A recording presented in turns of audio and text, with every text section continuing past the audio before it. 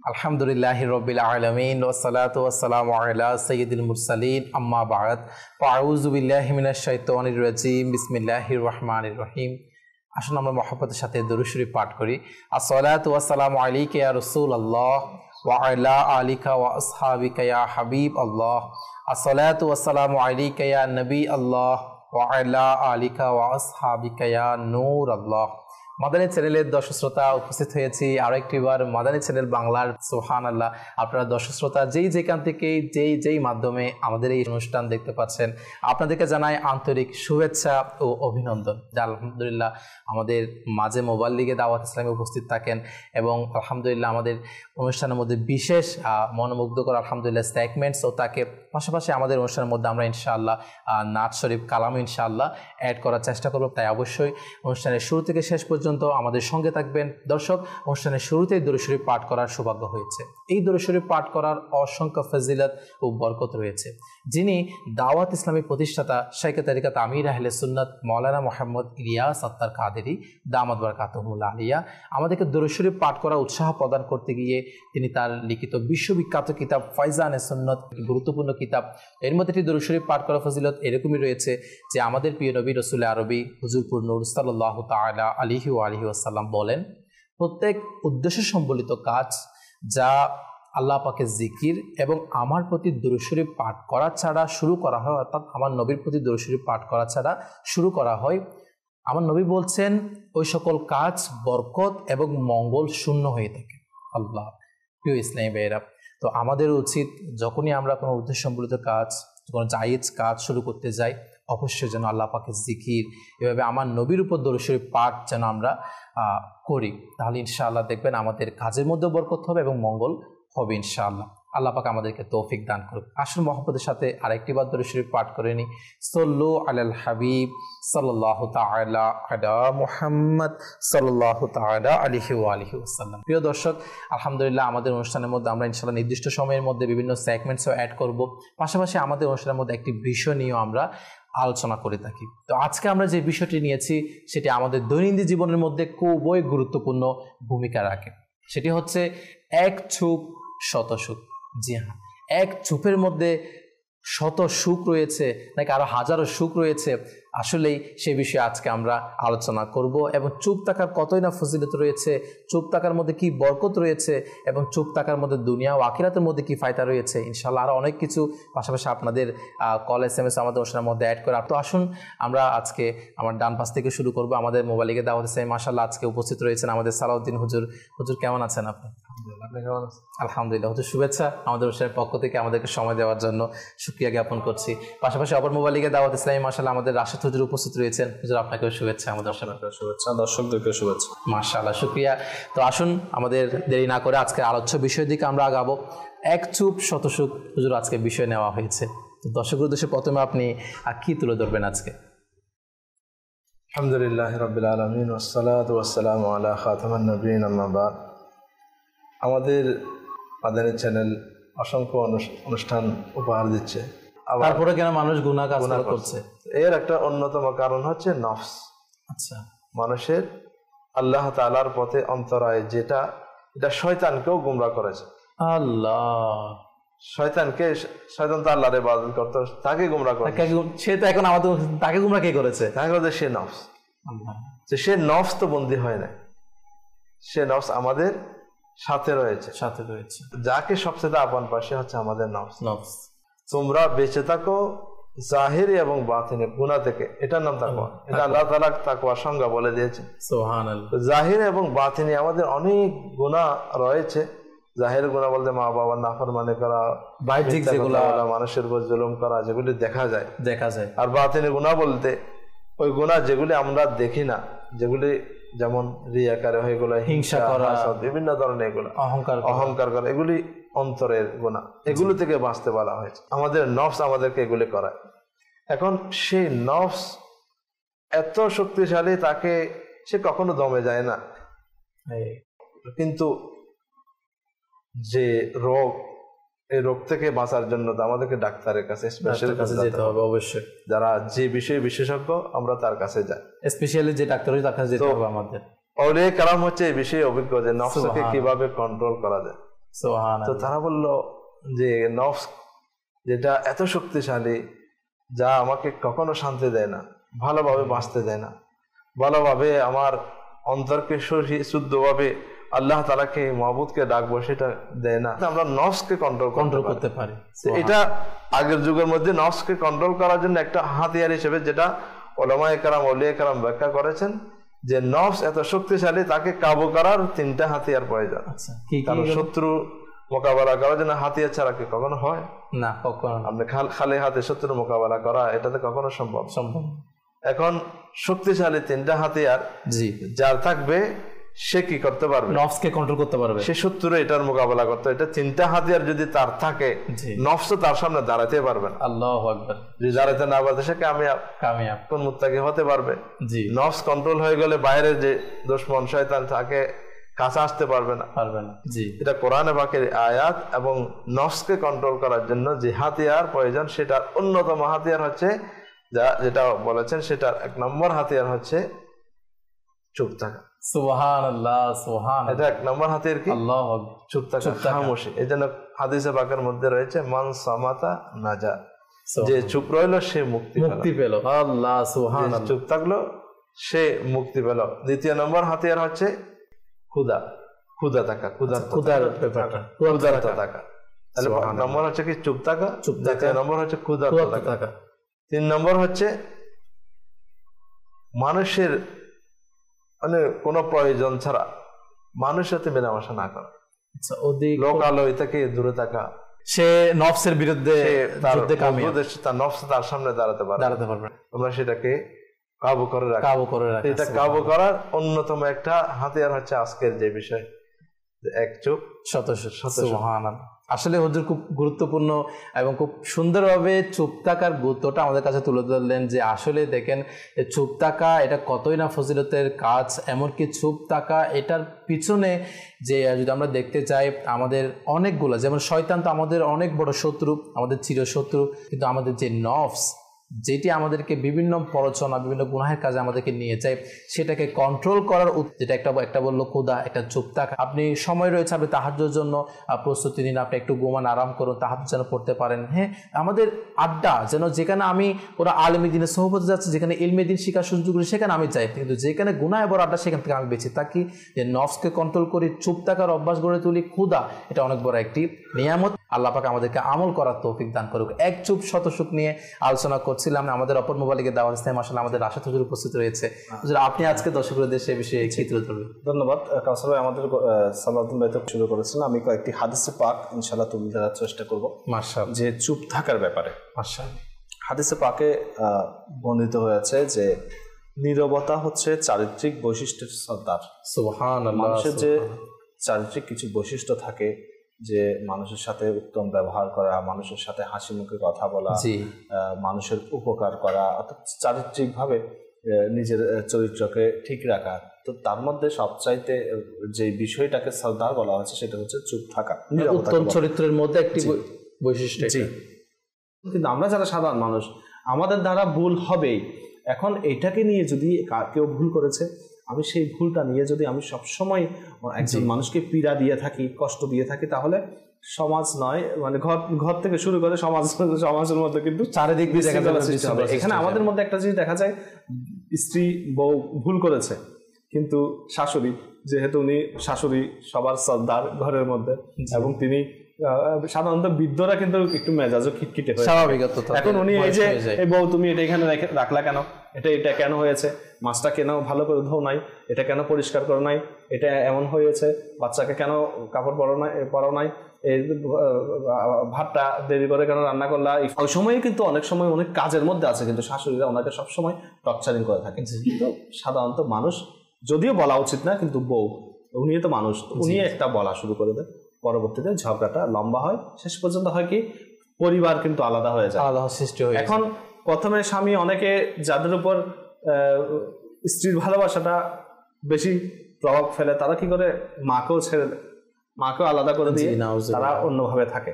আবার অনেক সময় কিন্তু মার পক্ষে নিয়ে স্ত্রীর উপরও কিন্তু অনেক সময় জুলুম করা হয়ে থাকে। তো এই ক্ষেত্রে কিন্তু পুরুষের এই জিনিসটা কিন্তু খুবই কঠিন, স্ত্রী এবং তার মা দুটোই কিন্তু আপন সিদ্ধান্ত, জি অনেক বড় মোকাবেলা হয়ে যায়। কিন্তু সেই কষ্টটা কে সৃষ্টি করে দিচ্ছে?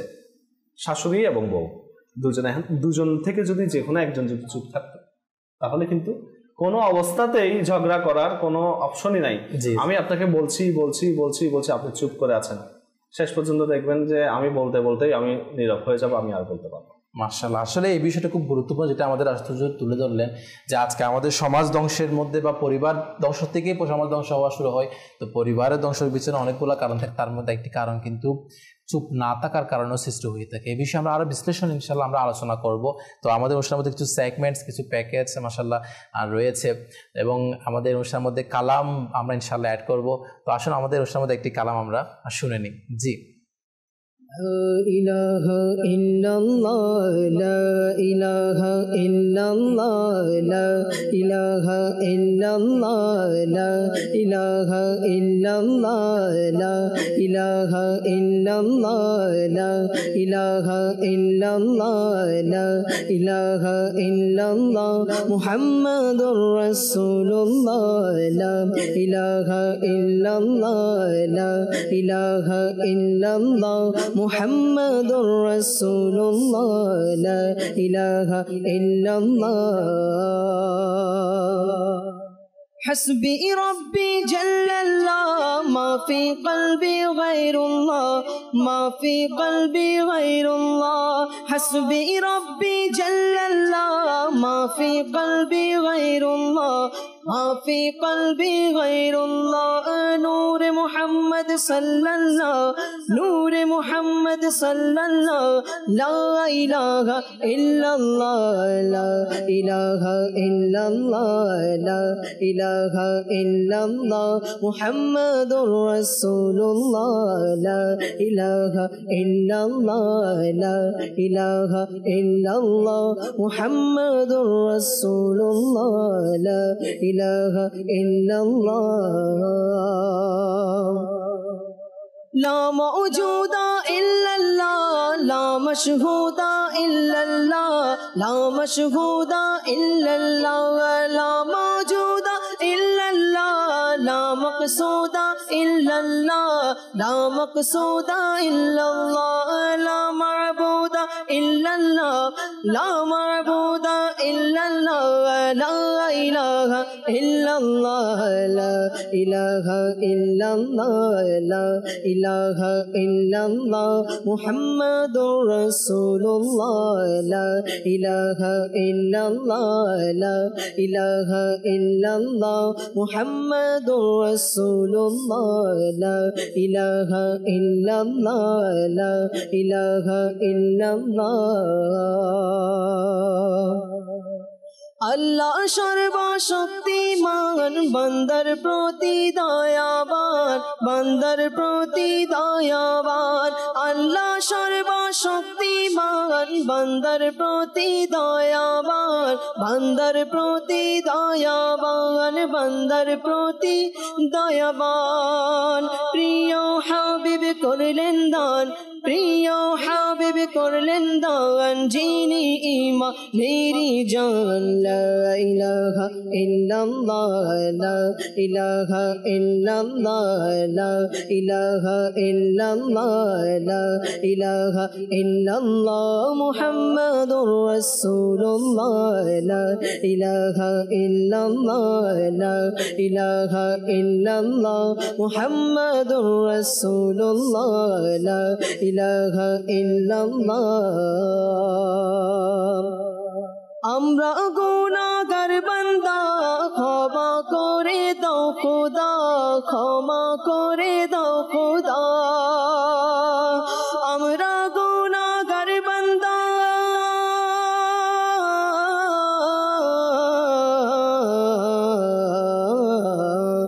আমরা গুনাহগার বান্দা ক্ষমা করে দাও খোদা ক্ষমা করে দাও খোদা দেখো নূর নবী নবীর রওজা দেখো নূর নবীর রওজা আল্লাহ দেখো নূর নবীর রওজা সেথায় পড়ি মোরা এই কালমা লা ইলাহা ইল্লাল্লাহ লা ইলাহা ইল্লাল্লাহ মুহাম্মাদুর রাসূলুল্লাহ লা ইলাহা ইল্লাল্লাহ লা ইলাহা ইল্লাল্লাহ মুহাম্মাদুর রাসূলুল্লাহ লা ইলাহা ইল্লাল্লাহ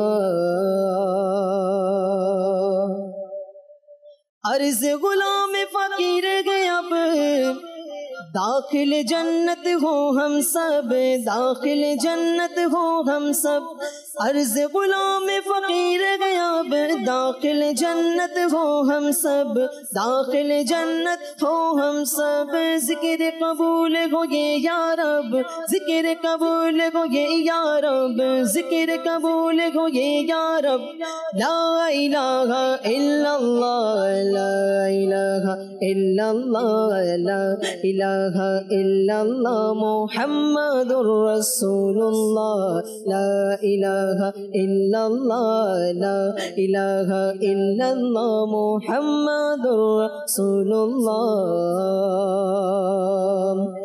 मौला दिल का जंग छुड़ा कल्बे नूरी पाए जिला कल्बे आसी पाए जिला मौला दिल का जंग छुड़ा कल्बे नूरी पाए जिला कल्बे नूरी पाए जिला दिल को कर दे आईना दिल को कर दे आईना हाँ दिल को कर दे आईना जिसमें चमके ये कलमा ला इलाहा इल्लल्लाह ला इलाहा इल्लल्लाह मुहम्मदुर रसूलुल्लाह ला इलाहा इल्लल्लाह ला इलाहा इल्लल्लाह मुहम्मदुर रसूलुल्लाह ला इलाहा इल्लल्लाह बुलबुल तूती परवाना हर एक उसका दीवाना हर एक उसका दीवाना अल्लाह अल्लाह अल्लाह बुलबुल तूती परवाना हर एक उसका दीवाना हर एक उसका दीवाना कुमरी किसका मस्ताना कुमरी किसका मस्ताना कौन चखूर का जाना ना ला इलाहा इल्लल्लाह ला इलाहा इल्लल्लाह मुहम्मदुर रसूलुल्लाह ला इलाहा इल्लल्लाह ला इलाहा इल्लल्लाह मुहम्मदुर रसूलुल्लाह ला इलाहा इल्लल्लाह ला इलाहा इल्लल्लाह मुहम्मदुर रसूलुल्लाह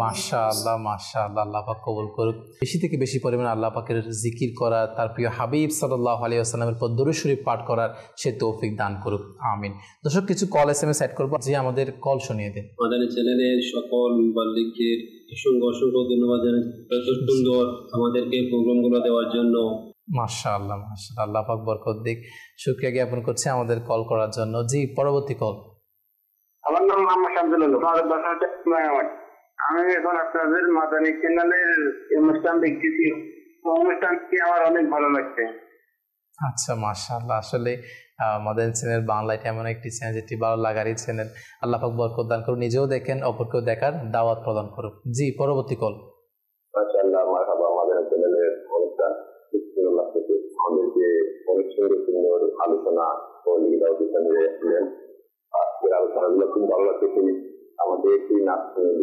মদিনায় যাওয়ার নাই যাবে মাশাআল্লাহ মাশাআল্লাহ আল্লাহ পাক কবুল করুক যে আমাদের সঙ্গে থাকার অনুরোধ চেষ্টা করবে ইনশাআল্লাহ নির্দিষ্ট সময়ে নাত বা কালাম ইনশাআল্লাহ অ্যাড করার জন্য। দর্শক অনেকে মাশাআল্লাহ ফেসবুকের সাথে রয়েছেন, যেমনটা মোহাম্মদ রাসেল ভাই আমাদের সাথে রয়েছেন, কমেন্ট করেছেন। মোহাম্মদ মুবিন আত্তারি ভাই আমাদের সাথে রয়েছেন, কমেন্ট করেছেন আলহামদুলিল্লাহ হুজুর, আল্লাহ তাআলা আপনাদের নেক হায়াত দান করুক, আমিন আমিন।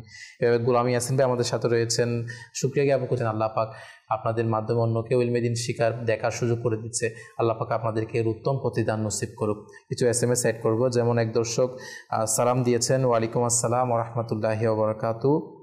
আপনাদের অনুষ্ঠান আমাদের অনেক ভালো লাগে, আপনাদের কাছ থেকে ইসলামিক কথাবার্তা শুনতে পেয়ে আমরা অনেক আনন্দিত, মাশাআল্লাহ, আল্লাহ পাক কবুল করুক। এভাবে অনেক দর্শক মৌলভী বাজার থেকে আমাদের SMS করেছেন, সালাম দিয়েছেন, ওয়ালাইকুম আসসালাম ওয়া রাহমাতুল্লাহি ওয়া বারাকাতুহু।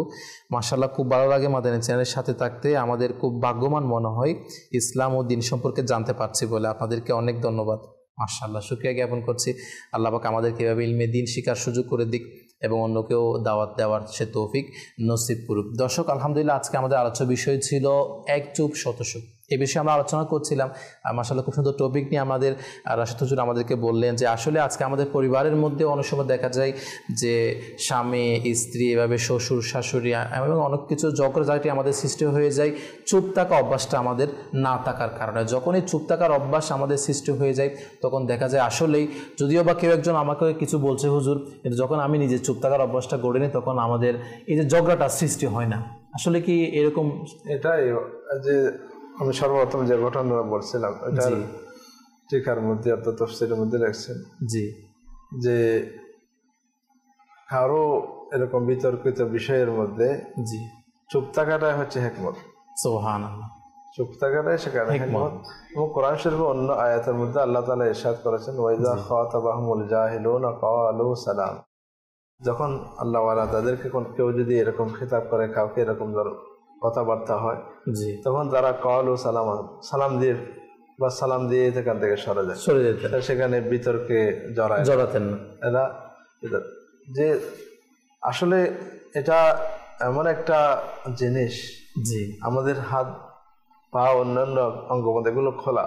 জি, দেখেন এই জিহ্বাটা, রাসূল পাক সাল্লাল্লাহু আলাইহি ওয়াসাল্লাম দরবারে সাহাবায়ে আরজ করলেন, ইয়া রাসূলুল্লাহ সাল্লাল্লাহু তাআলা আলাইহি ওয়াসাল্লাম, আমার জন্য সবচেয়ে ক্ষতিকর বস্তু হিসেবে আপনি কোনটা মনে করেন? আচ্ছা, সবচেয়ে ক্ষতিকর বস্তু?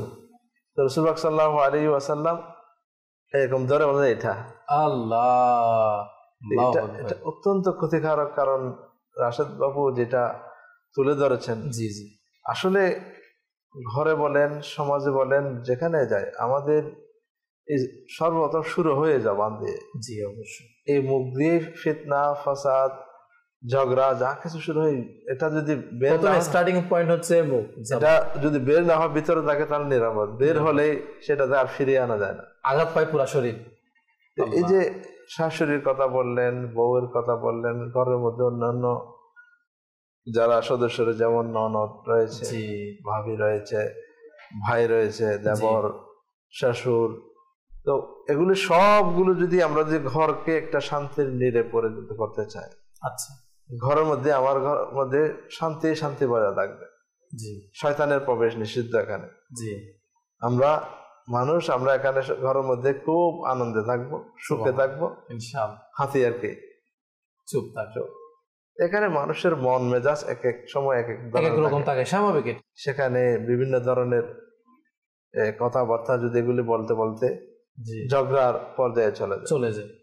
এই জন্য যদি কখনো শাশুড়ি এরকম ব্যবহার করে, তখন যদি ঘরের বউ যিনি আছে যে সে যদি চুপ থাকে, অথবা যে কোনো একজন, দুই পক্ষে যেমন বলা হয় এক হাতে তালি বাজে না, জি স্বাভাবিক, এটা থেকে যদি আমরা করি, এবং ঘরের বিষয় যখন আসলো তখন কিছু বলতে হয়, সেটা হচ্ছে যে আমাদের ঘরের মধ্যে আমরা যদি একটু চিন্তা ভাবনা করে চলি, যেমন একজন ছেলেকে বিয়ে করালো, আরেকজনের ঘরে ওই মেয়েটা বড় হয়েছে প্রায় 17, 18, 20 বছর, 25 বছর, যা বয়স, একটা জীবনের একটা সময় কাটেছে একটা পরিবেশের মধ্যে। প্রত্যেকের ঘরের পরিবেশ একরকম থাকে না, স্বাভাবিক। একটা পরিবেশে বড় হয়ে সে আরেকজনের ঘরে এসেছে, সেখানে সবাই নতুন, সেখানে মিলিয়ে নিয়ে যাতে একটু সময় প্রয়োজন, সবাই নতুন, না মা বাবা ভাই বোন সবাইকে ছেড়ে একটা ঘরে এসেছে। তার সবচেয়ে আপন এখন হচ্ছে কি স্বামীটাই, এবং শরীয়ত হুকুম দিয়েছে খেদমত হচ্ছে কার? প্রথমে স্বামীর এবং স্বামীর কারণে সামাজিক কারণে অন্যান্যদের খিদমত এগুলো শরীয়ত তার উপর কি করে নাই, ওয়াজিব করে নাই যে স্বামী ঘরে বউ হয়েছে কেন ননদের কাপড় দিতে হবে, দেবরের কাপড় দিতে হবে, সবার জন্য খানা রান্না করতে হবে, শাশুড় শাশুড়ি এবারে সব ঘরের এটা কি সেবক।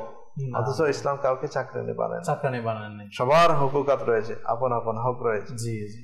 এর হক হচ্ছে স্বামীর কারণে স্বামী যদি স্বামীর মা বাবার খিদমত করে, অর্থাৎ শ্বশুর শাশুড়ি খিদমত করে, তাহলে স্বামী খুশি হবে অবশ্যই, এবং শ্বশুর শাশুড়ি দোয়া করবে যে আমার ঘরের মধ্যে যে বউ এসেছে সে অনেক খিদমত করছে, কারণ ছেলে তো বাইরে থাকে, সে একটা যে বিয়ে করেছে তার স্ত্রীটা খুব ভালো, এর জন্য স্বামীটা দোয়া পায়, একটা দোয়া পাওয়ার জন্য। কিন্তু সেখানে যদি শাশুড়ি এই জিনিসটা যদি মাথায় নেয়, এই যে মেয়েটা আমার ঘরে আসলো, আমার মেয়ে, তার যদি মেয়ে থাকে তাকে যদি অন্য জায়গার মধ্যে দেওয়া হয়, তার ঘরের মধ্যে সে কি আশা করে? অবশ্যই তার মেয়েকে, নিজের মেয়েকে যদি বিয়ে দেওয়ার পর যদি আশা করে যে আমার মেয়েকে যেখানে বিয়ে দিয়েছি সেখানে সুখে থাকুক, শাশুড়ি তাকে জ্বালা যন্ত্রণা না করুক, এবং তাকে শ্বশুর বাড়ি যারা সবাই ভালোবাসুক, এটাই তো চায় অবশ্যই। তো যদি চায় নিজের মেয়ের জন্য যেটা চায় সেটা যদি অপর মেয়ে যেটাকে নিজে করে সেটার জন্য চায়, অর্থাৎ আমার মেয়েকে দিয়ে দিয়েছি, সে অন্য ঘরের বাসিন্দা, আমার ঘরে যেটা সেটা আমার মেয়ে হবে, আমার মেয়ের সাথে যেরকম ওর শ্বশুর ঘরেতে যেরকম ব্যবহার উনি আশা করে সেই ব্যবহারটা আমি ওর সাথে করবো। কিছুদিন পর দেখা যাবে ঘরের মধ্যে শান্তি, কারণ তাকে বুঝতে দিতে হবে একটা নতুন পরিবেশে এসেছে, বছর 2 বছর তার এই ঘরের পরিবেশে সবকিছু বুঝতে দিতে হবে, এবং ওই সময় দিতে হবে, তার সময় যদি দেয়, তার আচার আচরণ শেখানোর প্রশিক্ষণ সবকিছু দেখিয়ে দেয়, কিছুদিন পর দেখে মানিয়ে যাবে এবং ঘরের সবার সাথে মিশে যাবে, মিলেমিশে। অনুরূপ ভাবে একজন স্ত্রীও যদি এখানে এসে যদি ঘরের আশাটা করে যে আমার ঘরের মধ্যে আমার মা আমাকে কত ভালোবাসতো, কাজ করতে দিত না, আমার ভাইরা এরকম করতো, এখন এটা যদি এখানে প্রথম থেকে আশা করে তাহলে সেটাও ভুল। কেন ভুল? কারণ এখানে এসে সেটা আশা এখন আমাকে করতে হবে, করে সবার অন্তরের মধ্যে আমাকে বসতে হবে, কারণ অন্তরের মধ্যে বসাটা হচ্ছে আসল। সেটার মধ্যে সবচেয়ে বড় অস্ত্র হচ্ছে চুপ থাকা, সবার কথা শুনতে হবে, শুনে সেটার উপর আমরা যদি সে যদি কি করে পরিস্থিতি অনুযায়ী কথা বলা, এটা একটা সুন্দর ঘটনা বুঝার জন্য বিভিন্ন জন বর্ণনা করে, অনেক বইয়ের মধ্যে এসেছে এবং অনেক কিছুর মধ্যে দেখানো হয়েছে যে একজন সেরকম মেয়েকে বিয়ে দেওয়া হলো, কি ঘরের শাশুড়ির সাথে তারপরে না, আচ্ছা ঘরের মধ্যে সবসময় সে ঝগড়া বিরক্ত এগুলি হয়ে তার বাবার কাছে আসলো, আমার কোন জায়গায় বিয়ে দিয়েছে, শাশুড়ির যন্ত্রণা আর বরদাস্ত হচ্ছে না, আচ্ছা আমার জীবনটাই একদম অতিষ্ঠ হয়ে গিয়েছে। আপনি বাবাটা ছিল ডাক্তার, আচ্ছা বা যে কোনো একটা উদাহরণ, কোন একটা ব্যবস্থা, ঘটনা, একটা ওষুধ দেন বা কোন একটা ব্যবস্থা করা যাতে আমার শাশুড়িটা মারা যায়, আমার যন্ত্রণা থেকে আমি মুক্তি পাই, যন্ত্রণা থেকে বাঁচার জন্য। এখন আচ্ছা কষ্ট আছে, কাজ করো,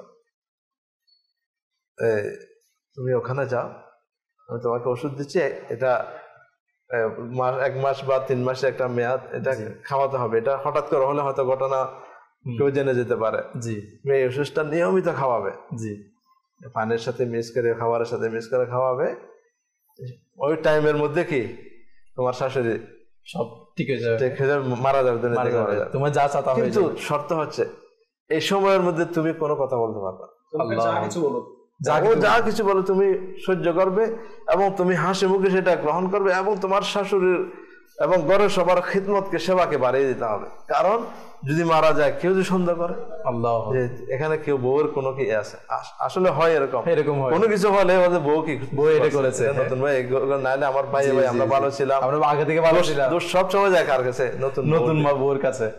এখন তাকে বলো তুমি এটা তো 1 মাস কিছু চুপ তো লাগে, অসুবিধা কি, কিন্তু এই যন্ত্রণাটা আমার থেকে চলে যায়, এটা আমি চাই। সে কি করলো, এসে ওইটা ওষুধটা ব্যবহার করতে লাগলো, আর চুপ খামোশ, আর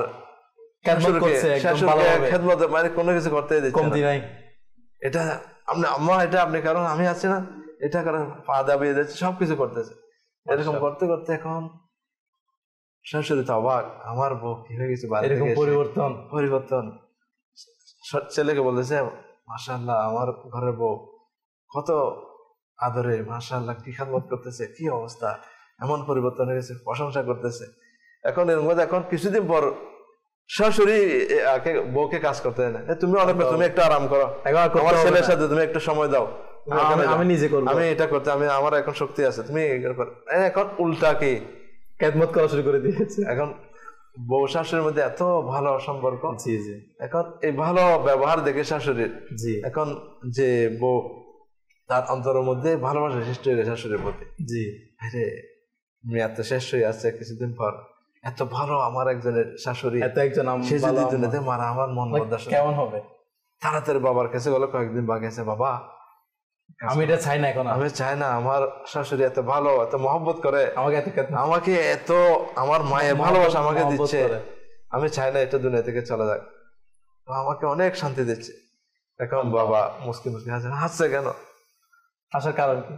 তো বলছে আসলে তোমাকে যে ওষুধ এটা পানি ছাড়া কিছু না, কিন্তু তোমার যে ওষুধ কাজ করেছে তুমি চুপ ছিলে, চুপ থেকে তুমি খেদমত করেছো, আজকে তোমার ঘরের সম্পূর্ণ পরিবেশটা বদলে গিয়েছে। আসলে হুজুর খুব সুন্দর একটি ঘটনা এটা, যে আমাদেরকে শিক্ষা দেয় যারা আজকে আমাদের পরিবারের মধ্যে অশান্তি, তো আমরাও যদি এরকম চুপ থাকার অভ্যাসটা গড়ে নিই, তাহলে দেখবেন এরকম, এটা একটু জাস্ট উদাহরণ দিলে আমাদের কাছে, আসলেই এরকম যখন কেউ আগ বাড়িয়ে আমি তার বদলা কিছু পাবো এটা আশা না রেখে আগ বাড়িয়ে কোনো কিছু করে, তখন দেখবেন ইনশাআল্লাহ অটোমেটিকলি আমাদের পুরো পরিবারের শান্তির নীল হয়ে যাবে ইনশাআল্লাহ। তো আমাদের কিছু আরো সেগমেন্ট রয়েছে ইনশাআল্লাহ, আসুন আমাদের ওই সেগমেন্ট আমরা অ্যাড করে নিব। জি আমাদেরকে আজকে আরেকটি সেগমেন্ট দেখিয়ে দিন মাশাআল্লাহ। সাদার সাদিয়া সাদার সাদিয়া সাদার সাদিয়ার সাথে চলো শিখি হাদিস, সাদার সাদিয়ার সাথে চলো শিখি হাদিস। সাদ ভাই, আসসালামু আলাইকুম বাবুর ভাই। ওয়ালাইকুম আসসালাম। ঘরে যাচ্ছেন নাকি? জি, আম্মু কিছু জিনিস আনতে বলেছিলেন, তা নিয়েই যাচ্ছি। সাদ ভাই, আমি একটি টং টুইস্টার শিখেছি। কেমন টং টুইস্টার? এই দেখুন, আমি করে দেখাচ্ছি। উঁচু উঠে পুচ্ছ উঁচু, কখনো মাথা উঁচু, কখনো পুচ্ছ উঁচু, উঁচু উঠে পুচ্ছ উঁচু, কখনো মাথা উঁচু, কখনো পুচ্ছ উঁচু। টং টুইস্টার বাবর অসাধারণ করেছে। কি হয়েছে বাবুর ভাই, কোথায় হারালেন? সরি, কেমন হলো? গুড। এখন আপনি করে দেখান। আমি? আচ্ছা ঠিক আছে, আমি চেষ্টা করছি। উঁচু উঠে পুত উঁচু। কি কি কি কি বলেছেন? পুত উঁচু? পুত না সাদ ভাই, পুচ্ছ উঁচু। কোনো সমস্যা নেই বাবুর ভাই, কাল আমি টং টুইস্টার একদম সঠিকভাবে শোনাবো, আর তাও আটকানো ব্যতীত। সাদ ভাই, কাল দেখা হবে। সাদার সাদিয়ার সাথে চলো শিখি হাদিস। আসসালামু আলাইকুম। ওয়ালাইকুম আসসালাম ওয়া রাহমাতুল্লাহি ওয়া বারাকাতু। ওয়ালাইকুম আসসালাম সাদ ভাই। উঁচু উঠ, উঁচু উঠের পুচ্ছ উঁচু, কিছু উঠের উঁচু। আরে দেখ, উঁচু উঠের পুচ্ছ উঁচু, কখনো মাথা উঁচু, কখনো পুচ্ছ উঁচু। আপু, সাদ ভাই এগুলো কি বলছে? হ্যাঁ, আমিও এটাই ভাবছিলাম। উঁচু উঠের পুচ্ছ উঁচু। পুচ্ছ? এটা আবার কি? পুচ্ছ মানে লেজ। আচ্ছা, উঁচু উঠের পুচ্ছ উঁচু, কখনো মাথা উঁচু, কখনো পুচ্ছ উঁচু। আরে বাহ, অনেক মজা, এটি তো খুবই চমৎকার। উঁচু উঠের পুচ্ছ উঁচু, কখনো মাথা উঁচু, কখনো পুচ্ছ উঁচু। উঁচু উঠের পুচ্ছ উঁচু, কখনো মাথা উঁচু, কখনো পুচ্ছ উঁচু। আসসালামু আলাইকুম বাচ্চারা। উঁচু উঠের পুচ্ছ উঁচু। সাদ, সাদিয়া, আফিয়া, এগুলো কি বলছেন আপনারা? বাবা, বাবুর ভাইয়ের কাছ থেকে আমি একটি টং টুইস্টার শিখেছি, সেটারই প্র্যাকটিস করছিলাম। বাবা, আমারও মুখস্থ হয়ে গেছে, শোনাবো আপনাকে? শুনান। উঁচু উঠের পুচ্ছ উঁচু, কখনো মাথা উঁচু, কখনো পুচ্ছ উঁচু। আপনারা তিনজন এদিকে আসুন, আমার পাশে এসে বসুন। জি বাবা। আপনারা তিনজন এটি এমন ভাবে মুখস্থ করছেন যেভাবে কেউ পড়া মুখস্থ করে। এটি মুখস্থ করে আপনাদের কি কোনো উপকার হয়েছে? দিনী অথবা দুনিয়াবি কোনো উপকার? না তো, একটি টং টুইস্টারের মাধ্যমে কি আর উপকার হতে পারে? বাচ্চারা সবসময় মনে রাখবেন, যে কাজের দিনী অথবা দুনিয়াবি কোনো উপকারিতা নেই, ওই কাজটি করাই ক্ষতিকর। এর জায়গায় আপনারা কোনো একটি ভালো কথা বলতে পারতেন, দুরূদ শরীফ পড়তে পারতেন, অথবা কোনো হাদিস মুখস্থ করতে পারতেন। যেমন এই হাদিস, আল্লাহর শেষ নবী সাল্লাল্লাহু তাআলা আলাইহি ওয়া আলিহি ওয়াসাল্লাম ইরশাদ করেছেন, ফাল ইয়াকুল খায়রান আও লিয়াসমুত, অর্থাৎ মানুষের উচিত সে যেন ভালো কথা বলে অথবা চুপ থাকে। এখন আপনাদের তিনজনকেই এই হাদিসটি মুখস্থ করতে হবে, ঠিক আছে? জি বাবা, ইনশাআল্লাহ। মানুষের উচিত সে যেন ভালো কথা বলে অথবা চুপ থাকে। মানুষের উচিত সে যেন ভালো কথা বলে অথবা চুপ থাকে। মানুষের উচিত সে যেন ভালো কথা বলে অথবা চুপ থাকে। মানুষের উচিত সে যেন ভালো কথা বলে অথবা চুপ থাকে। সাদ ভাই। বাবর ভাই। জি জি আমি। সাদ ভাই কি অবস্থা? আসসালামু আলাইকুম বাবর ভাই। বাবা বলেন যে প্রথমে সালাম তারপর কালাম। ও হ্যাঁ সরি মাথায় ছিল না। ওয়ালাইকুম আসসালাম। টং টুইস্টার মুখস্থ হয়েছিল কিন্তু আমি ইচ্ছে করেই ভুলে গেছি। হ্যাঁ এই কেমন কথা? বাবর ভাই আমার বাবা বলেন যে যেই কাজের দ্বীনি অথবা দুনিয়াবি কোনো উপকারিতা নেই ওই কাজটি করাই ক্ষতিকর। টং টুইস্টার মুখস্থ করার চেয়ে অনেক ভালো হয় কোনো হাদিস শরীফ মুখস্থ করা। গতকাল আমার বাবা একটি হাদিস শরীফ মুখস্থ করিয়েছেন, আসুন আমিও আপনাকে শেখাচ্ছি। আল্লাহর শেষ নবী সাল্লাল্লাহু আলাইহি ওয়া আলিহি ওয়াসাল্লাম ইরশাদ করেছেন, ফালিয়াকুল খায়রান আও লিয়াসমুত।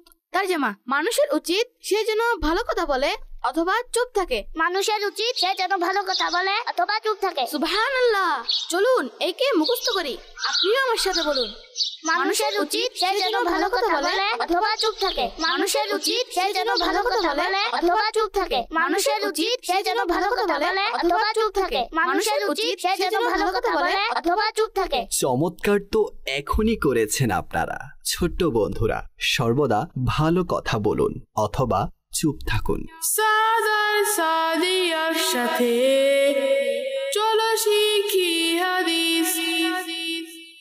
সাদার সাদিয়ার সাথে চলো শিখি মাশাআল্লাহ মাশাআল্লাহ। আসলে দর্শক শ্রোতা আমাদের উচিত আমাদের তো নিজেদের তো অবশ্যই অভ্যাসটা গড়ে তুলতে হবে, কিন্তু আমাদের ছোট ছোট যারা বাচ্চা ঘরের মধ্যে রয়েছে তাদেরকে এই শিক্ষা ছোটবেলা থেকেই দিতে হবে। এবং আলহামদুলিল্লাহ মাদানী কার্টুন এটা আমাদের চ্যানেল আমরা দেখতে পাই, সোশ্যাল মিডিয়ার মধ্যে আলহামদুলিল্লাহ আমাদের পেজে আমাদের চ্যানেলের মধ্যে রয়েছে। আপনারা আপনাদের ছোট ছোট বাচ্চাদেরকে মোবাইলে অন্যান্য গুনাহে ভরা কার্টুন না দেখিয়ে বরঞ্চ এরকম এই মাদানী কার্টুন এগুলো দেখান, ইনশাআল্লাহ দেখবেন তাদের আখলাকের মধ্যে পরিবর্তন আসবে। আল্লাহ পাক আমাদেরকে বরকত দান করুক এবং চুপ থাকার অভ্যাস গড়ে তোলার তৌফিক নসিব করুক।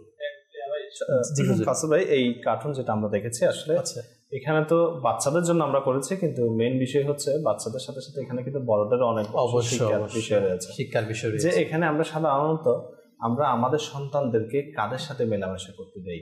যেমন আমরা অনেকে এমন উদাসীন থাকেন যে মানে আমরা এমন বাচ্চাদের সাথে যখন স্কুলে পড়তে যাই, মাদ্রাসায় পড়তে যাই, এমন বাচ্চাদের সাথে মিশে যারা হয়তো এদিক সেদিক কথাগুলো বাচ্চাদেরকে শোনায়, বাচ্চারা এসে ওগুলার উপরে কি করে। এখন কিন্তু আমাদেরকে দেখতে হবে যে আমাদের সন্তানরা কার সাথে মিশছে এবং কি করছে, বাসায় এসে কি করে। এখন তো বর্তমানে আপনার সোশ্যাল মিডিয়ার যুগ, মোবাইলের যুগ, ছোট ছোট বাচ্চারাও আপনার মোবাইলে ঢুকে যাচ্ছে, একদম ইজি বিষয়। একসময় আমাদের সময় এটা খুব কঠিন একটা বিষয় ছিল, স্বপ্নের মতো একটা বিষয় ছিল, এখন বাচ্চাদের এটা কিনা একদম সহজ একটা বিষয়। তো এই ক্ষেত্রে কিন্তু আমাদের এই যে আমরা কার্টুন দেখেছি যে ওর বাবা ছোটবেলায় কিন্তু মা বাবা সন্তানকে যেটা শিখায় কিন্তু সেটাই তাদের অন্তরে বসে। আমার একটা আত্মীয় আছেন, তো তাদের মানে ছোট ছোট বাচ্চা, হয়তো 4-5 বছরের বাচ্চা বয়স। তো এখন বাবা তাদেরকে নিয়ে, আমিও তার সাথে গেলাম বাজারে, দোকানে গেলাম, যাওয়ার পর এখন সাধারণত ছোট বাচ্চারা যেটা দেখে সেটা কিনতে চায়। এখন সে কয়েকটা জিনিস, না বাবা আমি এটা কিনবো। তো এখন ওর বাবা ওনাকে ছেলেটাকে বুঝিয়ে বললো যে বাবা এটা কিনে না, এটা তো তোমার কাছে ঘরে একটা আছে আর এটা তো অপ্রয়োজনীয় জিনিস। সে কিন্তু মন খারাপ করেছে কিছুক্ষণের জন্য, কিন্তু সে বললো না আমার বাবা বলেছে আমি কিনবো না। পরবর্তীতে আমি তাকে কিনে দিতে যাচ্ছিলাম, সে বলতেছে না আমার বাবা যে আমাকে মানা করেছে আমি কিনবো না। তো আসলে বোঝা গেল যে সন্তানদেরকে তার মা বাবা যে কথাটি বলে সেটা কিন্তু তারা বোঝার চেষ্টা করে, কিন্তু আমাকেও চেষ্টা করতে হবে যে আমার সেই বিষয়টা তাকে সুন্দর করে বোঝানো। যদি আমরা বুঝাতে পারি তাহলে আমরা আমাদের ছোটবেলা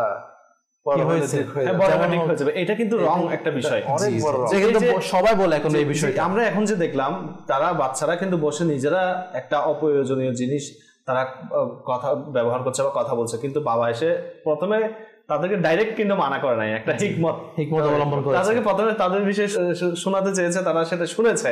শোনার পরে তাকে বললো দেখো এটা তো দুনিয়া এবং দিনের কোনো উপকার হলো না, আমরা তার চাইতে বরং একটা উপকারী একটা কাজ করি।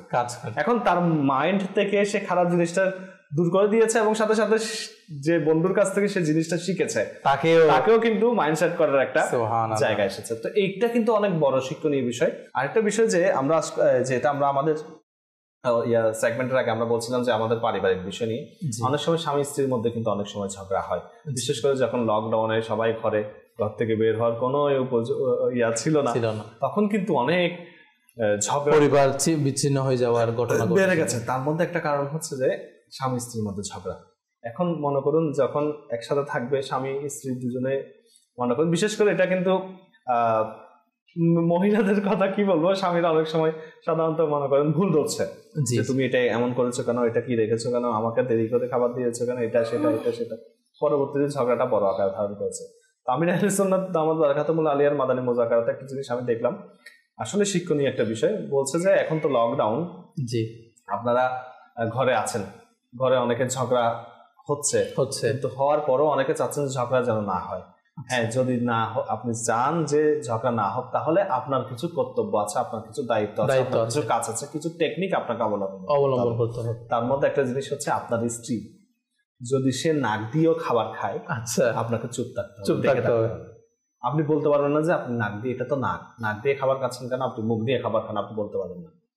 হ্যাঁ, ফরজ যেটা, ওয়াজিব যেটা, সেটা তো আপনি নিষেধ করবেন। আপনি নামাজ পড়েন, বুঝিয়ে বলুন এটা কর্তব্য করবেন, কিন্তু আর যা কিছু আছে আপনি যদি ঘরে থাকতে চান শান্তি মতো, আপনাকে চুপ থাকতে হবে, চুপ থাকার অভ্যাস গড়ে তুলুন। আপনি এটা আমি কোনো কিছু দেখছি যে ভুল হচ্ছে, অনেক বড় একটা রাগের পরিণাম যেটা রিসালা আছে, এটা তো একটা ঘটনা আছে যে একজন স্বামীর মানে তার নাজাতের ওসিলার একটা, ও জাহান্নাম থেকে নাজাত পেয়েছে কোন আমলের কারণে।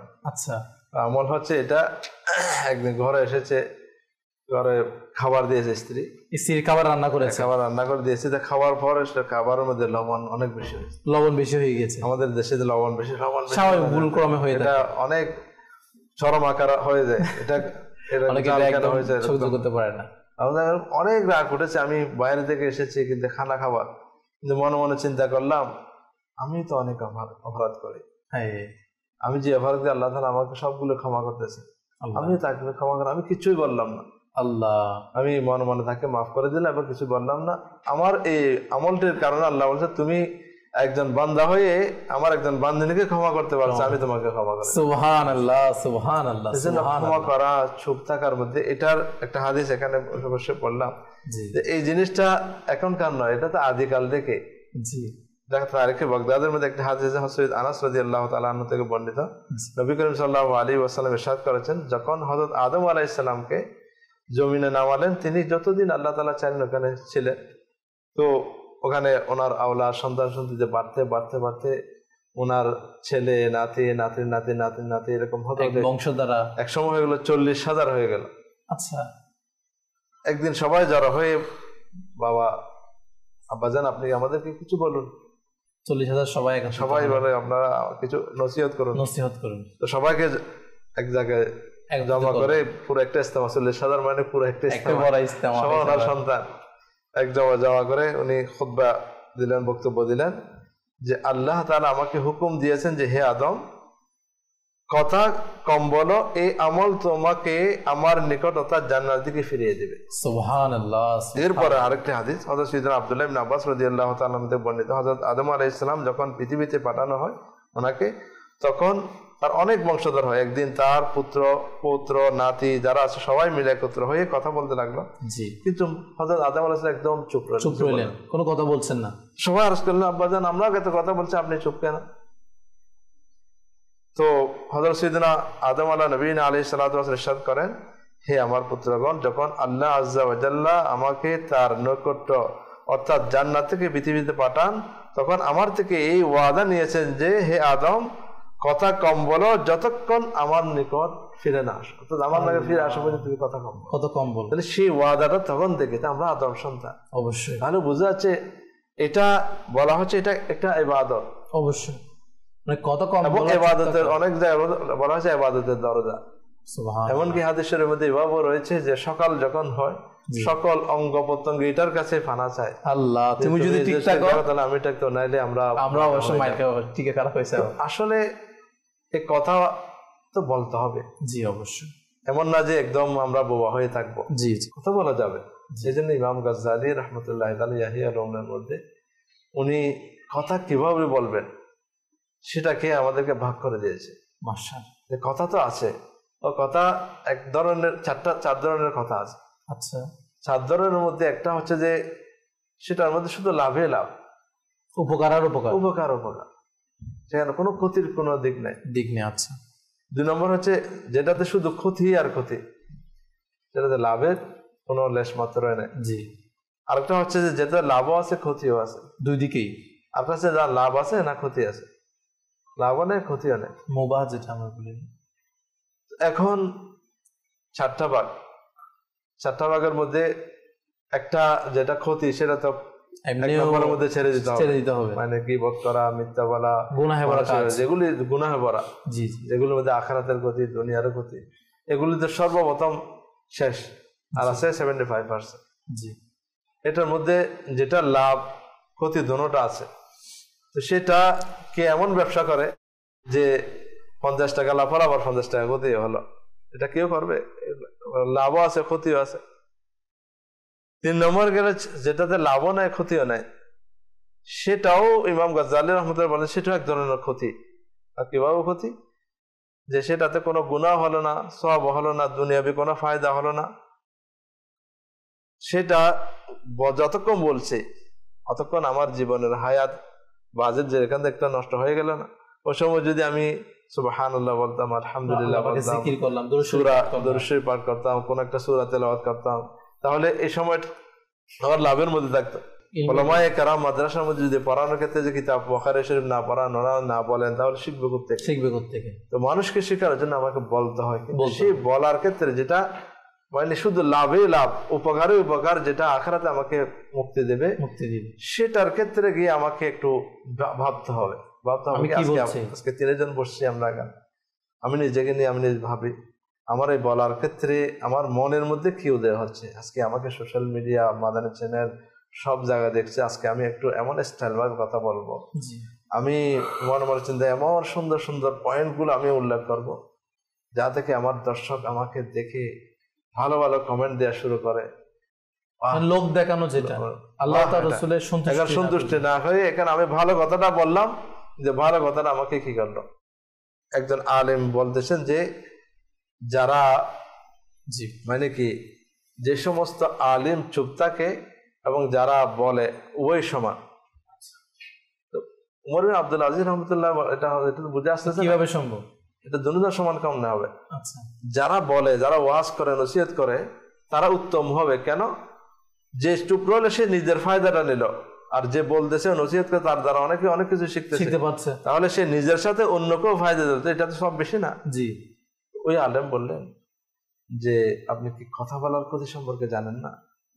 এটা বলার সাথে সাথে উমর বিন আব্দুল আজিজ আল্লাহ ওয়ালা ছিলেন, মারিফতের অধিকারী ছিলেন, সাথে সাথে কান্না শুরু করে দিলেন।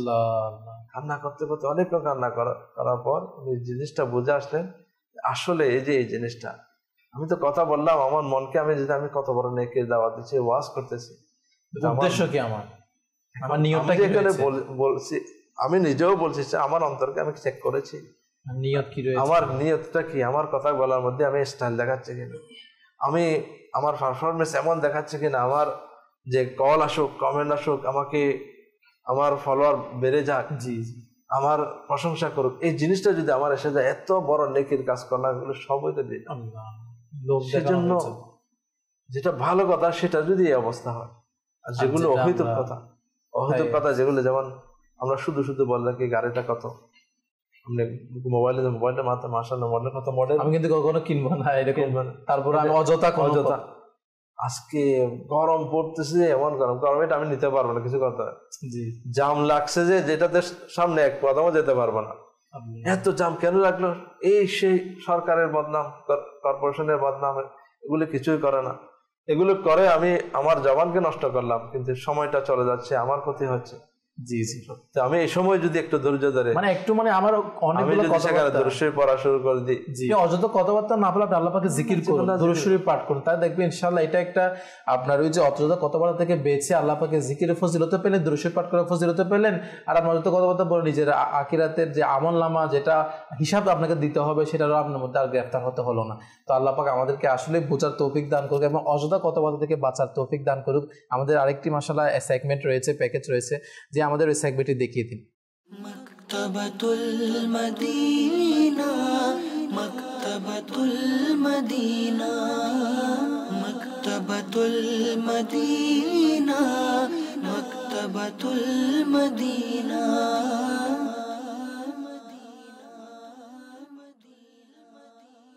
প্রিয় ইসলামী ভাইরা এবং মাদানী চ্যানেলের দর্শক শ্রোতা, চলুন একটি হাদিসে মুবারকা শ্রবণ করি। নবী করিম রফুর রহিম সাল্লাল্লাহু তাআলা আলাইহি ওয়া আলিহি ওয়াসাল্লাম ইরশাদ করেন, এমন এক যুগ আসবে, অর্থাৎ মসজিদে দুনিয়াবি কথাবার্তা হবে এবং তোমরা তাদের সাথে বসো না, আল্লাহ পাকের সাথে তাদের কোনো কাজ নেই। প্রসিদ্ধ মুফাসসির হাকিমুল উম্মত মুফতি আহমদ ইয়ার খান নাইমি রহমতুল্লাহ তাআলা আলাইহি এই হাদিসে পাকের ব্যাখ্যায় বলেন, অর্থাৎ আল্লাহ পাক তাদের উপর দয়া করেন না, অন্যথায় আল্লাহ পাককে কোনো বান্দার প্রয়োজন নেই, তিনি প্রয়োজন থেকে পবিত্র। প্রিয় ইসলামী ভাইরা, দুর্ভাগ্যবশত মসজিদে দুনিয়াবি কথাবার্তা বলা ব্যাপক পরিমাণ আজ প্রসারিত হচ্ছে। আফসোস, দিনী জ্ঞান থেকে দূরে থাকার কারণে আজকাল আমরা মসজিদের মধ্যেই বিভিন্ন দুনিয়াবি কথাবার্তা বলার মধ্যে সামিল হয়ে যাই। আমরা অনর্থক সেই কথাবার্তাগুলো বলতেই থাকি, অথচ মসজিদ হচ্ছে আল্লাহ তাআলার পবিত্র ঘর, আর এই মসজিদে আমরা দুনিয়াবি কথাবার্তা বলে থাকি। প্রিয় ইসলামী ভাইরা, আজ এরকম একটি যুগের মধ্যে আমরা বসবাস করছি। তো মাকতাবাতুল মদিনা কর্তৃক প্রকাশিত সে এরকম একটি কিতাবও আলহামদুলিল্লাহ আমাদেরকে আমির আহলে সুন্নাত দামাত বারকাতুহুল আলিয়া উপহার দিয়েছে।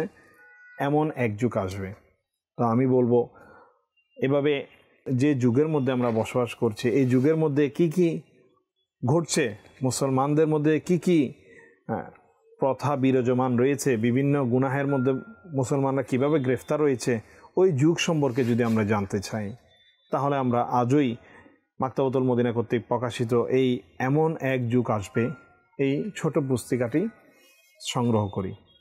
তো মাকতাবাতুল মদিনার বিভিন্ন শাখার নাম্বার সময় স্ক্রিনের মধ্যে আপনারা দেখতে পাচ্ছেন। তো আমি আরজ করব সবাই ইনশাআল্লাহ এই কিতাব আমি নিজেও সংগ্রহ করি এবং অপরকেও সংগ্রহ করার জন্য উৎসাহ প্রদান করি। এতে আমার আপনার নেকিও হাসিল হবে এবং অসংখ্য ইলমে দ্বীন এর খাজনা অর্জন করার সৌভাগ্য আমাদের নসিব হবে। আল্লাহ কারীম আমাদের সবাইকে সে তৌফিক দান করুক। সাল্লু আলাল হাবিব সাল্লাল্লাহু তাআলা আলা মুহাম্মদ সাল্লাল্লাহু তাআলা আলাইহি ওয়া আলিহি ওয়াসাল্লাম। মাকতাবাতুল মদিনা মাকতাবাতুল মদিনা মাকতাবাতুল মদিনা মাকতাবাতুল মদিনা।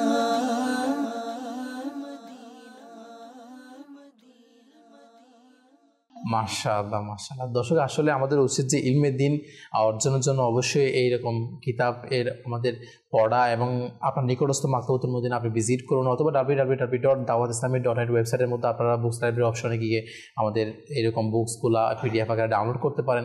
ইনশাআল্লাহ অনেক কিছু ইলমে দ্বীন শিকার সৌভাগ্য হবে। তো আমরা আলোচনা করছিলাম যে এক যুগ শত যুগ আমাদের আজকে আলোচ্য বিষয় ছিল, এমনকি যে অযথা কথাবার্তা বলা, অযথা কথাবার্তা বলার ক্ষেত্রে কতটুকু আমাদের চিন্তা করা উচিত, এবং যে কথাবার্তা আমরা বলছি এবং আমাদেরকে হচ্ছে কত সুন্দরভাবে যে আসলে কথার কত ধরনের কথাগুলো রয়েছে, যে ক্ষতি লাভ, আবার ভালো মন্দ, আবার যেটার মধ্যে কোনো ভালো মন্দ কোনো কিছুই নেই, এটাকে আমরা মোবাও বলে থাকি, আর সেটা একটা আমাদের কাছে হচ্ছে তুলে ধরলেন। তো আসলে প্রত্যেকটা এটা আমরা কথা মনে রাখি যে কাল কিয়ামতের দিন আমি যাই কোনো কথা বলছি না কেন, প্রত্যেকটা কথা আমার আমলনামায় লেখা হচ্ছে।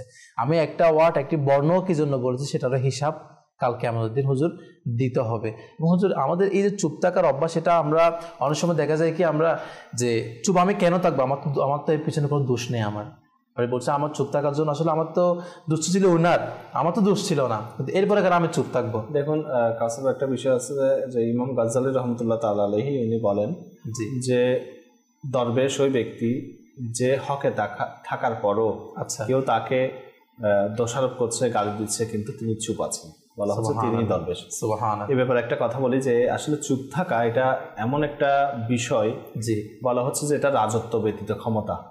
আপনি কারণে চুপ আছেন, কিন্তু আপনি একদম দুর্বল মানুষ, কিন্তু আপনি চুপ, আশেপাশে আপনার লোকেরা কিন্তু আপনাকে অনেক ভয় পাবে যে উনি খুব চুপ থাকে। এটা তো একজন একটি বনি ইসরায়েলের দুজন বুজুর্গ ছিলেন, তো ওনারা এমন পর্যায়ে পৌঁছে গেছেন যে একজন বুজুর্গ তিনি পানির উপর, সমুদ্রের উপর হাঁটতে পারতেন, আরেকজন বুজুর্গ তিনি এমন ছিলেন যে তিনি বাতাসের উপর উঠতে পারতেন। আচ্ছা, এখন যিনি পানির উপর হাঁটতে পারেন তিনি একদিন সমুদ্রের উপর হাঁটছেন, হাঁটতে হাঁটতে অনেক দূরে চলে গেছেন। তো দেখছেন যে ওই যে বাতাসের উপর যিনি উঠতে পারে সেই বুজুর্গ দেখতে পেলেন তিনি বাতাসের উপর উঠছেন। আচ্ছা, এখন ওই যিনি পানির উপর হাঁটে সেই বুজুর্গ ওনাকে জিজ্ঞেস করলেন যে আপনি এই মর্তবায়, এই মর্যাদায় কিভাবে পৌঁছালেন? আচ্ছা, এই ফজিলত আপনি কিভাবে পেলেন, যে এই ক্ষমতা আপনি কিভাবে পেলেন? তো তিনি বলছেন যে আমি আমার যে নফসের যে ইয়ে আছে সেটা থেকে আমি নফসের যে কামনা বাসনা সেটা থেকে আমি চাহিদা থেকে এটাকে কন্ট্রোল করেছি এবং আমি অল্প তুষ্টিকে অবলম্বন করেছি। যা পেয়েছি, যে আজকাল আমাদের এখানে যে আমি যদি চাল পাই তাহলে ডালের আকাঙ্ক্ষা করি, ডাল পেলে তেল পেলে সবজি পেলে মাছ পেলে মাংস, অর্থাৎ আমাদের চাহিদা শেষ নেই। তো বলা হচ্ছে যে অল্প তুষ্টি যে অবলম্বন করেছে তার মধ্যে সুখী কিন্তু কেউ নাই। যা পেয়েছি তা খেয়েছি, যা নিয়েছি সেটাই আমি আলহামদুলিল্লাহ শুকরিয়া জ্ঞাপন করেছি। তিনি বলছেন যে আমি অল্প তুষ্টি অবলম্বন করেছি, নফসকে দমন করার চেষ্টা করেছি, নফসের কামনা বাসনাকে কন্ট্রোল রেখেছি এবং সর্বোপরি আমি অহেতুক কথাবার্তা থেকে বেঁচে থেকেছি এবং চুপ থাকাকে এটা নিজের আমলে পরিণত করেছে। আল্লাহ তাআলা আমাকে এমন মর্যাদা দিয়েছেন যে আমি আল্লাহ তাআলার দরবারে যদি শপথ করে কোনো কিছু চাই আল্লাহ তাআলা সেটা আমাকে দান করেন। সুবহানাল্লাহ, সুবহানাল্লাহ। এটা বলা যায় যে আপনি বলছেন যে আমি তো করি নাই, আমি কেন চুপ থাকবো? জি, ওটা হচ্ছে যে আপনার এটা নফসের একটা প্রবৃত্তির একটা কামনা, যে আমি সবসময় প্রবৃত্তি চাই যে সেই জিতুক। যেমন আল্লাহ তাআলা রিওয়ায়াতের মধ্যে আসছে যে আল্লাহ তাআলা যখন পবিত্র অর্থাৎ আমাদের নফস এবং আকলকে সৃষ্টি করলেন, বলা হচ্ছে আকলকে জিজ্ঞাসা করলেন তুমি কে আমি কে, অর্থাৎ আমাদের বিবেক। তো বলা হচ্ছে তুমি কে আমি কে, তো তিনি আকল বললো যে হে আল্লাহ তুমি আমার মাওলা আর আমি তোমার বান্দা, আমি তোমার গোলাম। আল্লাহ তাআলা তাকে ছেড়ে দিলেন। এরপরে নফসকে জিজ্ঞেস করলেন, প্রবৃত্তিকে জিজ্ঞেস করলেন যে তুমি কে আমি কে, তো সে বলছে যে তুমি আমি আল্লাহ। এরপর আল্লাহ তাআলা হুকুম দিলেন কোন রিওয়ায়াতে 10 বছর, কোন রিওয়ায়াতে 30 বছর, যে তাকে 30 বছর বা 10 বছর দোজখের আগুনে জ্বালানো হোক। আল্লাহ, তাকে 10 বছর বা 30 বছর জ্বালানোর পরে আবার উঠানো হলো, আবার জিজ্ঞাসা করা হলো তুমি কে আমি কে, তো সে বলছে যে তুমি আমি। এইভাবে আবার আল্লাহ তাআলা হুকুম দিলেন যে একে জাহান্নামের আগুনে জ্বালানো হবে। রিওয়ায়াতে আছে যে 30 বছর অথবা কোন রিওয়ায়াতে 10 বছর জ্বালানো হলো। এখন আবার উঠানো হলো, জিজ্ঞাসা করা হলো তুমি কে আমি কে, সে বলছে যে আবার একই অবস্থা, তুমি আমি। এইভাবে তাকে 3 বার, কোন কোন রিওয়ায়াতে 30 বার, কোন কোন রিওয়ায়াতে 30 বছর, কোন কোন রিওয়ায়াতে 90 বছর তাকে কি হলো আপনার দোজখের আগুনে জ্বালানো হলো। এরপর জিজ্ঞাসা করো তুমি কে আমি কে, সে আবার একই কথা। তখন আল্লাহ তাআলা হুকুম দিলেন যে নফসকে খাবার থেকে দূরে রাখো, খাবার দেওয়া বন্ধ করে দাও। তাকে যখন খাবার দেওয়া বন্ধ করে দিল কয়েকদিনের মধ্যে সে খুব দুর্বল হয়ে গেল এবং সে তাকে জিজ্ঞাসা করা হলো তুমি কে আমি কে, তখন সে বলছে যে তুমি আমার প্রভু আর আমি তোমার গোলাম। তো আল্লাহ তাআলা বলছেন যে আমি পৃথিবীর মধ্যে মানুষ সৃষ্টি করব এবং তাদেরকে বিবেক আকল এবং আমি তাদেরকে এই নফস দিব। যারা আকলের অনুসরণ করবে তারা আমার কাছে সম্মানিত হবে, আমার কাছ থেকে পুরস্কার প্রাপ্ত হবে, আর যারা নফসের গোলামি করবে তারা অপদস্থ হবে, জাহান্নামের হকদার হবে। তবে নফসকে কন্ট্রোল করতে চাও তাহলে তাকে ক্ষুধা দিয়ে কি করো, তাকে তার বিরুদ্ধে দেখুন।